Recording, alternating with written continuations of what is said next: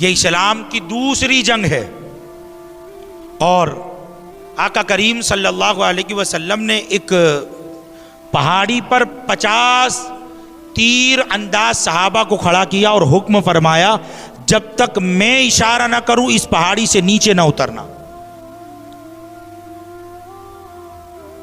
جنگ کا آغاز ہوا اور پہلا ہی حملہ مسلمانوں کا اتنا زبردست تھا کہ کافروں کے پیر اکھڑ گئے، اور وہ 50 تیر انداز صحابہ جو چوٹی پر کھڑے تھے وہ سمجھنے لگے کہ مسلمانوں کو اللہ نے فتح عطا فرمائی، اور جنگ کا ماحول بھی ایسا تھا، کافر بھاگنے لگے، اور جو مسلمان میدان احد میں تھے، جو پہاڑی پر نہیں تھے، اب وہ کافروں کا مال لوٹنے لگے، مال غنیمت جسے کہتے ہیں۔ اب وہ جب مال اکٹھا کرنے لگے تو یہ سمجھ گئے کہ فتح ہو گئی، اب ہمیں پہاڑی پر رکنے کی کوئی ضرورت نہیں ہے، ہمیں بھی میدان میں آ جانا چاہیے۔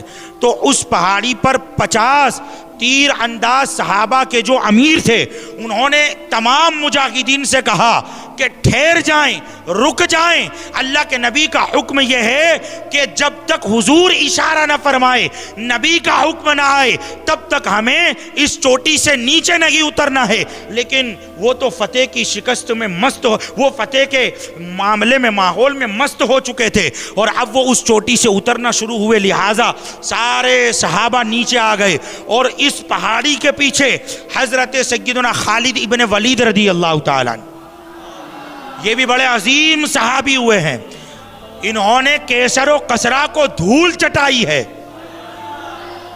سیف اللہ کا لقب عطا فرمایا اللہ کے نبی صلی اللہ علیہ وسلم نے۔ حضور نے فرمایا خالد ابن ولید اللہ کی تلواروں میں سے ایک تلوار ہے۔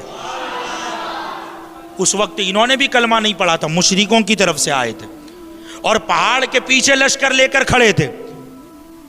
اب وہاں سے پہاڑ سے جو صحابہ اتر گئے نا تو ان کا رستہ کھل گیا، اب یہ پیچھے سے لشکر لے کر آئے، آگے بھی کافر، پیچھے بھی کافر، بیچ میں مسلمان۔ اب دونوں طرف سے جب مسلمانوں پر حملہ ہوا، اللہ اکبر، تو جو پہلے ہی وار میں مسلمانوں نے جنگ کا نقشہ بدل دیا تھا، دیکھتے دیکھتے پورا نظارہ بدل گیا۔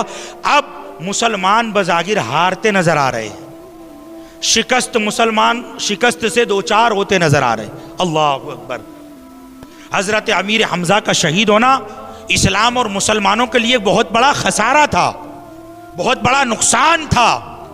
دیکھتے ہی دیکھتے میدان کا نقشہ بدل گیا۔ تو یہ احد کی جنگ تھی جس میں پیغمبر اسلام زخمی ہوئے، آپ کے چہرے مبارک پر ایک کافر نے بہت بڑا پتھر مارا، آپ کے دندان مبارک زخمی ہوئے، آپ کے رخسار مبارک میں کڑیاں داخل ہو گئی، آپ کے چہرہ مبارکہ سے خون گرنا شروع ہو گیا، آپ کے لبہائے پاک سے خون نکلنا شروع ہو گیا۔ آقا کریم زمین پر آ گئے، سیدنا امیر حمزہ شہید ہو گئے، ابو دجانہ شہید ہو گئے، حضرت مصعب ابن عمیر شہید ہو گئے، حضرت عبداللہ ابن جحش شہید ہو گئے، 70 سے زائد صحابہ کرام شہید ہوئے۔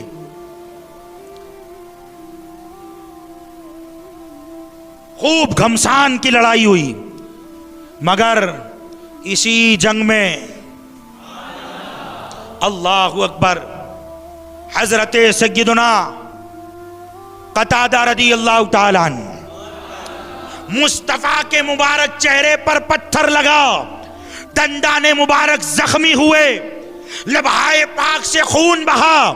ان روایتوں کو سن کر کوئی میرے سرکار کو مجبور و محتاج نہ سمجھے، کوئی آقا علیہ السلام کو مجبور و محتاج نہ جانے، کیونکہ یہ تو رب کی طرف سے امتحان تھا،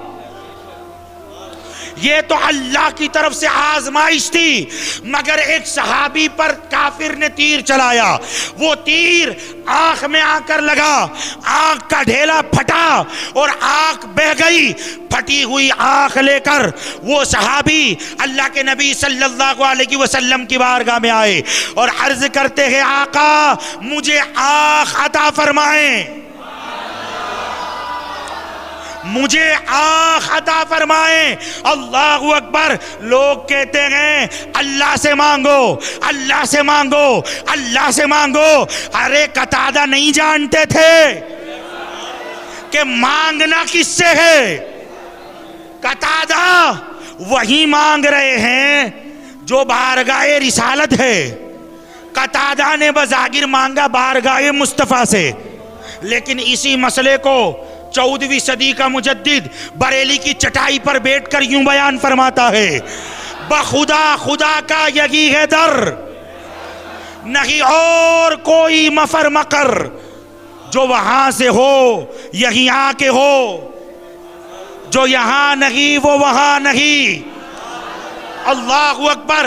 حضرت قتادہ نے کہا آقا آنکھ عطا فرمائیں، تو حضور مسکرائے اور پھر مسکرا کر کہتے ہیں قتادہ آنکھ چاہیے یا جنت چاہیے؟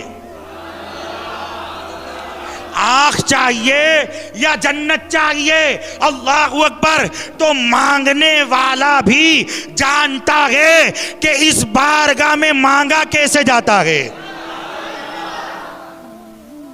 مانگا کیسے جاتا ہے۔ اللہ اکبر۔ عشق دلیل کا محتاج نہیں ہوتا، عشق دلیل کا محتاج نہیں ہوتا۔ پھر حضرت قتادہ کا عشق زبان پر آیا اور ادب سے عرض کرتے ہیں آقا میں تو آنکھ مانگنے آیا تھا، جنت کا تذکرہ تو آپ نے چھیڑ دیا ہے، تو میرے مانگنے سے آنکھ دے دو اور اپنی عطا سے جنت دے دو۔ اللہ اکبر۔ جب جواب یہ ملا نا، دریائے کرم جوش پر آیا، آقا کریم صلی اللہ علیہ وسلم نے اپنا لعاب شریف ان کے آنکھ پر لگایا۔ یہ کون سی سرجری ہو رہی ہے؟ اللہ اکبر۔ یہ کون سا آپریشن ہو رہا ہے؟ لعاب پاک مصطفیٰ قتادہ کے پھٹی ہوئی آنکھ پر لگا اور آقا کریم صلی اللہ علیہ وسلم نے اس آنکھ کے ڈھیلے کو حضرت قتادہ کی آنکھ میں رکھ دیا۔ قتادہ کہتے ہیں پوری زندگی اس آنکھ سے دیکھتا رہا، لگا ہی نہیں کہ اس آنکھ میں کبھی چوٹ آئی تھی، ورنہ آنکھ کا ڈھیلا پھٹ جانا، اللہ اکبر، ایسا علاج تو آج بھی نہیں ہے۔ پھر پتھر کی آنکھ لگائی جاتی ہے۔ کسی کی آنکھ پھٹ جائے، بیکار ہو جائے، میڈیکل سائنس کے پاس اس کا علاج نہیں ہے، مگر جس کا علاج پھر کہیں نہ ہونا، اس کا علاج طبیب کائنات کی بارگاہ میں ہوتا ہے، اس کا علاج سرکار دو جہاں کی بارگاہ میں ہوتا ہے۔ اللہ اکبر۔ تو خبر کیا تھی کہ پیغمبر اسلام معاذ اللہ شہید ہو گئے۔ ایک صحابیہ تھی، حضور کے شہید ہونے کی خبر سنی نا، اتنی بے چین ہو گئی، اپنے گھر سے نکل پڑی اور میدان کی طرف دوڑی چلی آئی، اور ایک ہی سوال تھا زبان پر، میرے سرکار کا کیا حال ہے، میرے نبی کس حال میں ہے، میرے مصطفیٰ کا کیا حال ہوا؟ تو کسی نے کہا تیرا باپ شہید ہو گیا، تمہارے والد انتقال کر گئے، شہید ہو گئے۔ کہا مجھے تو اللہ کے نبی کے بارے میں بتاؤ، ان کا کیا بنا؟ اللہ اکبر۔ باپ کے شہید ہونے کی خبر سنائی جا رہی ہے، مگر عشق مصطفیٰ کا رنگ ان کی طبیعتوں پر ایسا چڑھا ہوا تھا کہ باپ کے شہید ہونے کی خبر بھی انہیں غمگین نہ کر سکی۔ وہ کہتی ہیں یہ بتاؤ سرکار کا کیا حال ہے؟ تو پھر کسی دوسرے نے کہا تمہارا شوہر شہید ہو گیا۔ اللہ اکبر۔ جب یہ کہا نا تو کہتے ہیں اللہ کے محبوب کا کیا حال ہے، میرے سرکار کا کیا حال ہے، میرے مصطفیٰ کس حال میں ہے؟ اللہ اکبر۔ پھر کسی نے کہا تیرا بھائی شہید ہو گیا۔ اس نے کہا بھائی کو چھوڑو، شوہر کو چھوڑو، باپ کو چھوڑو، یہ بتاؤ سرکار دو جہاں کس حال میں گئے، اللہ کے نبی کا کیا حال ہے، میرے سرکار کا کیا حال ہے؟ تو کہا وہ تو سلامت ہے، وہ تو سلامت گئے۔ اللہ اکبر۔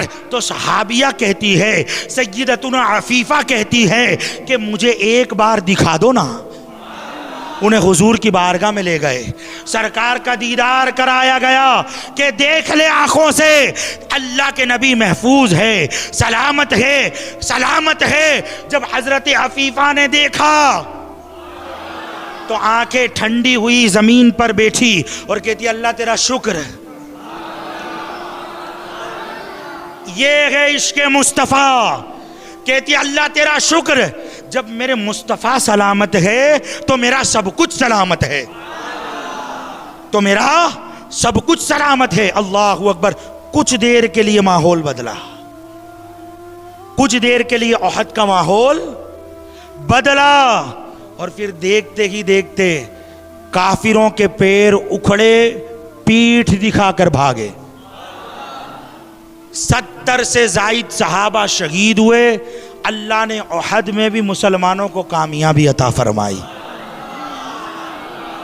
کچھ خسارے کے ساتھ، کچھ نقصان کے ساتھ، لیکن احد میں بھی اللہ نے مسلمانوں کو کامیابی عطا فرمائی۔ کافر ذلیل اور رسوا ہو کر بھاگے۔